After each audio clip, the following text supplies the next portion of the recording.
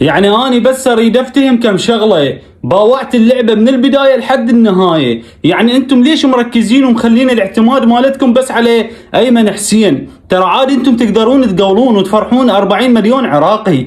يعني هسه شفت اللعبه اكثر من مره صارت عندنا هجمه ومعتمدين ومركزين بس على ايمن حسين، يريدون ايمن حسين هو اللي يقولوا بس. يا اخواني يا اخواني يا اخواني، ترى مو هيك اللعب والله العظيم. يعني احنا جاي قلبنا ينمرد بسبب هاي السالفه. يعني بس ايمن حسين تريدون يقول؟ انتم عادي يعني اكثر من لاعب راح على جهه الجول مالتهم وما شوت وانطى باص لايمن حسين وكان منفرد بينه وبين الجول، لا اكثر ولا اقل.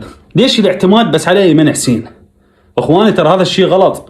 يعني حاولوا تلعبون بين هذا وهذا.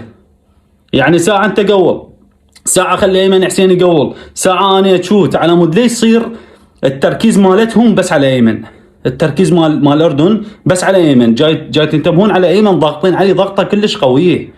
يا اخي انت صارت لك فرصه انه تشوت على الجول، تشوت على الجول. كل الحب والاحترام لكم والله العظيم، عاشت ايدكم وما قصرتوا، وريتكم تستمرون بعد اكثر واكثر، وان شاء الله للقادم افضل. تحياتي لكم وعاشت ايدكم يا ابطال. لا تنسوا يا حبايب قلبي حطوا لنا لايك والمتابعه وحركه الاكسب لو وراي شيء جديد تلقونه بحسابي، واهم شيء تابعوا حسابي مال الانستا بالوصف. تحياتي لكم يا حلوين.